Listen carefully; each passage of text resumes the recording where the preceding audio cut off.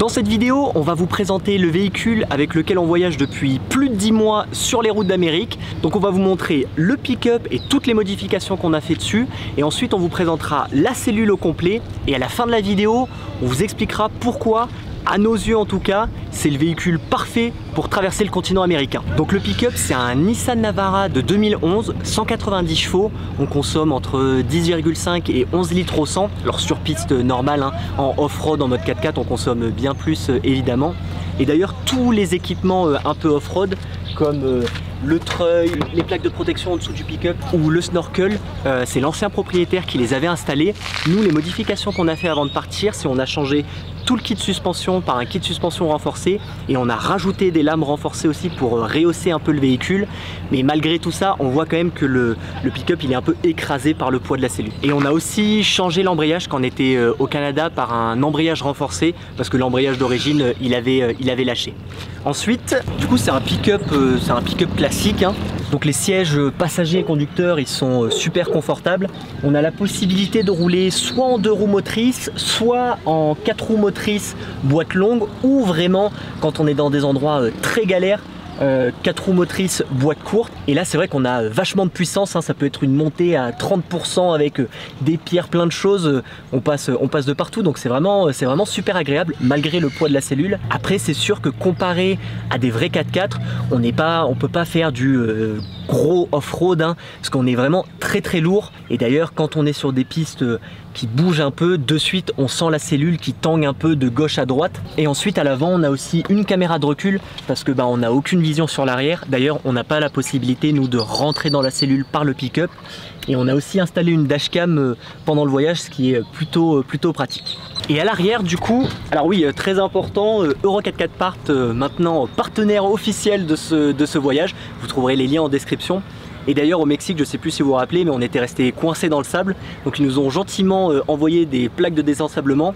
Et maintenant si on a un problème mécanique et qu'on doit commander des pièces, on passe toujours par eux parce que c'est beaucoup plus simple. En plus c'est eux qui gèrent toute la partie livraison.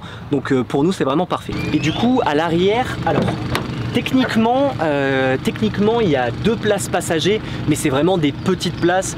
Donc une petite personne pourrait s'asseoir, mais c'est pas super confortable. Nous en fait on utilise surtout ça comme une zone de stockage. On a nos plaques de désensablement, on a notre paddle, on a tous nos bidons d'eau et tous les trucs qu'on a besoin un peu de stocker à l'arrière. Ah oui, et aussi quand on était aux USA, on a changé nos pneus par des BF Goodrich et on est plutôt satisfait pour le moment. Du coup c'est tout pour la partie pick-up. Maintenant on va passer sur la partie cellule. Donc c'est une cellule T-Shirt 240, elle doit avoir à peu près une quinzaine d'années. Donc sur l'extérieur on a 3 rangements. On va commencer par l'autre côté. Donc on va avoir un premier rangement extérieur qui est utilisé pour la bouteille de gaz. Donc c'est une bouteille de gaz de 20 livres qu'on avait acheté au Canada et qu'on recharge quand on en a besoin.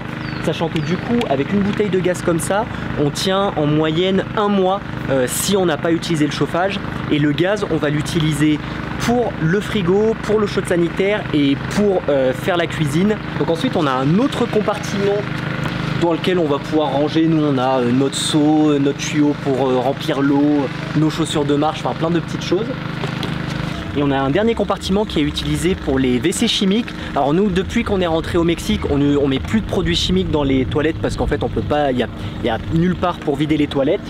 Et honnêtement, il n'y a pas de problème d'odeur ou autre. Et de ce côté, on a aussi l'entrée pour l'eau pour notre cuve de 90 litres et on a aussi une prise pour se brancher, mais en fait on n'a pas les rallonges, on n'a rien, donc on l'a jamais utilisé. Et sachant que la cuve de 90 litres, en moyenne, on arrive à tenir une semaine avec.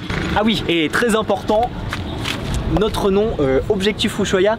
D'ailleurs, n'hésitez pas à vous abonner et surtout pour cette vidéo, s'il vous plaît, mettez des commentaires pour que l'algorithme YouTube mette un peu cette vidéo en avant. Donc merci pour ceux qui le feront. Ensuite sur l'extérieur il reste, donc on a 4 pieds parce que la cellule on peut l'enlever du pick-up si on veut. Nous pendant le voyage on a déjà dû le faire 2 fois à cause de problèmes mécaniques. Donc les pieds à l'avant on les utilise jamais sauf si on doit déposer la cellule. Par contre les pieds arrière, donc ceux-là, Donc ces pieds arrière là, on les utilise quasiment tous les jours parce qu'en fait ça nous permet de mettre la cellule à niveau. Donc c'est super pratique et surtout quand on met les pieds en fait, on n'est plus sur les suspensions. Du coup ça fait que quand on marche dans le van, et ben on marche sur un sol dur alors que s'il n'y a pas les pieds, on est sur les suspensions et on a toujours l'impression un peu d'être sur un bateau. Et après sur l'extérieur on a aussi notre cuve d'eau grise, c'est une cuve d'eau de 90 litres et qu'on peut vider avec cette vanne. Autre chose, les cellules t-shirt quand même, la structure des cellules t-shirt c'est quand même super solide, hein. Je crois que c'est de l'alu, je sais plus exactement ce que c'est, mais c'est quand même du solide. Nous on a, vous avez dû le voir dans les anciennes vidéos, hein, on a râpé tout un côté de la cellule contre des rochers. Au Mexique on avait enfoncé un petit poteau avec le cul de la cellule et franchement c'est assez impressionnant parce que elle tient le coup. Alors on voit que c'est un peu enfoncé à certains endroits mais ça n'a jamais réussi à percer vraiment la cellule. Donc pour une cellule qui a 15 ans, on est plutôt impressionné de la solidité de la structure de la cellule. Pour nous le seul défaut vraiment de cette cellule, c'est son poids, hein. L'ensemble complet quand on est chargé, on est à plus de 3 tonnes 2, donc on est quand même assez lourd. Et pour attacher d'ailleurs la cellule au pick-up, en fait ça se fait par l'intérieur. Il y a 2 points d'ancrage sur la cellule et 2 points d'ancrage sur la benne du pick-up et ensuite c'est tout attaché avec des sangles.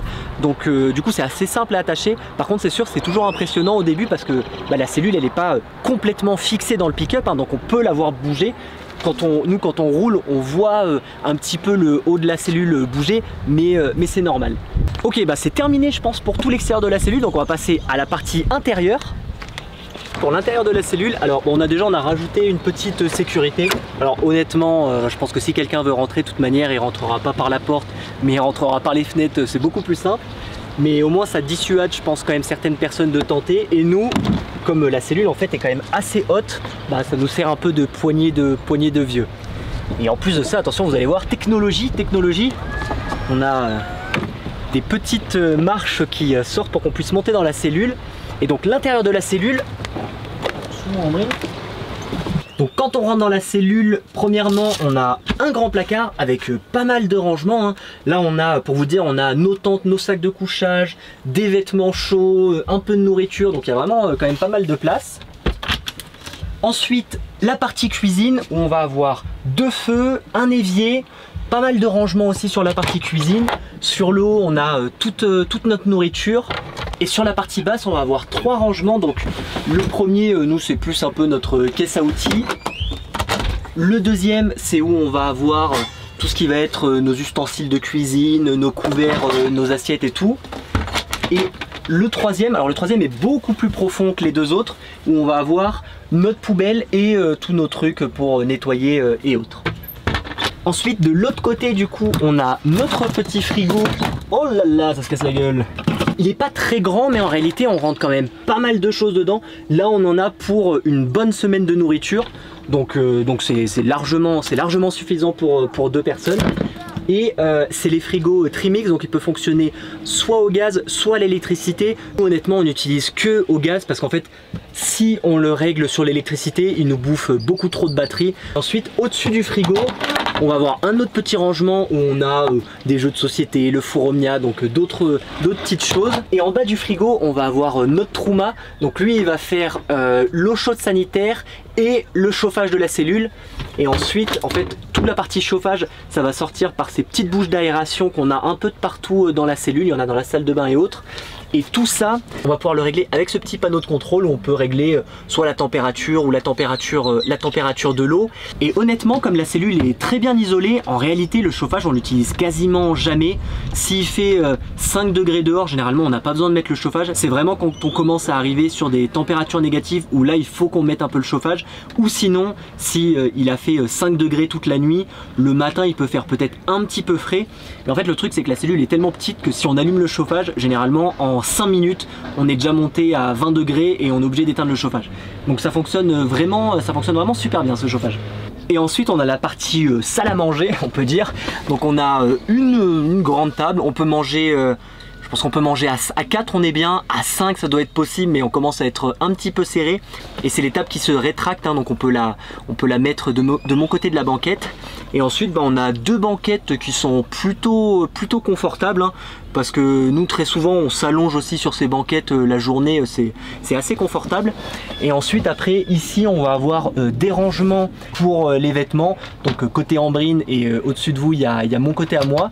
Donc là aussi quand même pas mal de rangements. Et après de l'autre côté la partie vraiment lit, où même chose, on est quand même bien. Alors je pense que si vous faites 2 mètres de long, c'est peut-être un peu petit, mais moi je fais 1m77 et j'ai largement de la place. Et après, alors c'est pas un vrai lit de place, je crois pas qu'il fait 140, il fait un peu moins de 140 de long, mais on a quand même pas mal de place. Et surtout, ce qui est bien, et c'est pour ça qu'on voulait une cellule comme ça, bah en fait on n'a jamais besoin de monter notre lit ou autre. En fait tout ce qu'il y a dans la cellule c'est toujours prêt à fonctionner, et ça c'est quand même plutôt pratique. Et des fenêtres d'ailleurs on en a 4 en tout. On a la petite fenêtre du lit, une fenêtre de chaque côté du côté salle à manger, et ensuite juste au dessus là on a la grosse fenêtre. Donc on a quand même pas mal de lumière qui rentre dans la cellule. Et autre avantage de cette cellule, c'est qu'en fait on est quand même assez haut, ce qui veut dire qu'en fait quand il y a des gens qui marchent à côté de la cellule, ils peuvent pas nous voir à l'intérieur réellement. On a quand même un peu d'intimité par rapport à ça. Allez, je vais faire l'exemple, je vais sortir et je vais lever ma main et vous allez voir qu'en fait on la voit à peine. Même si je saute, il faut vraiment que je saute haut. Vous voyez, il faut vraiment moi avec ma taille, il faut vraiment que je saute haut pour essayer de voir qu'est-ce qu'il y a dans la cellule. Et ça c'est quand même plutôt cool. Dès qu'on est en ville ou autre, en fait les gens des fois ils remarquent même pas qu'on est dans la cellule. Et dernière pièce de notre cellule, parce que oui on s'en rend pas compte, mais en fait il y a plein de pièces, c'est très grand. La salle de bain. Donc on a une salle de bain qui est en réalité qui est quand même plutôt spacieuse, où on va avoir un toilette et la douche. Alors après oui, hein, c'est les salles de bain où on peut aller aux toilettes et se doucher en même temps. Mais c'est vrai que c'est quand même assez pratique d'avoir les toilettes et la douche dans le véhicule. Et pour terminer, donc au-dessus de nous, on a des panneaux solaires. Alors je crois qu'on a 110 watts de panneaux solaires, mais ils ont 12 ou 13 ans les panneaux solaires, donc autant dire que maintenant je crois qu'on arrive à générer au max 70-80 watts. Et là en dessous de la table on a notre cuve d'eau donc de 90 litres et tout le système électrique. Donc voilà, le van tour est terminé. Avant de répondre à la question sur est-ce que c'est le véhicule parfait, vous nous aviez posé des questions sur Instagram. Normalement j'ai répondu à peu près à tout sauf 2 questions. Donc la première c'était dans notre installation actuelle, qu'est-ce qui nous manque vraiment? Alors il nous manque rien concrètement, par contre c'est vrai qu'on aimerait bien remplacer certains équipements et principalement sur la partie électrique. Parce qu'actuellement notre batterie elle est en fin de vie totale, hein. Donc quand il y a du soleil comme aujourd'hui, pas de problème, on peut charger les ordis. Par contre dès qu'il n'y a pas de soleil ou la nuit, impossible de charger les ordis. Donc c'est assez pénalisant pour nous quand même. Et deuxième chose, on aimerait bien acheter Starlink pour avoir internet illimité de partout. Mais avec nos panneaux solaires qui produisent que 70 watts, comme Starlink ça consomme quand même pas mal d'énergie, on pourrait pas se permettre en fait d'avoir Starlink plus charger les ordinateurs. Donc voilà, je pense que les 2 choses qu'on aimerait bien changer à court terme là, c'est la batterie et les panneaux solaires pour avoir plus d'autonomie d'un point de vue électricité. Et on nous a posé une deuxième question sur notre châssis, est-ce qu'il allait bien?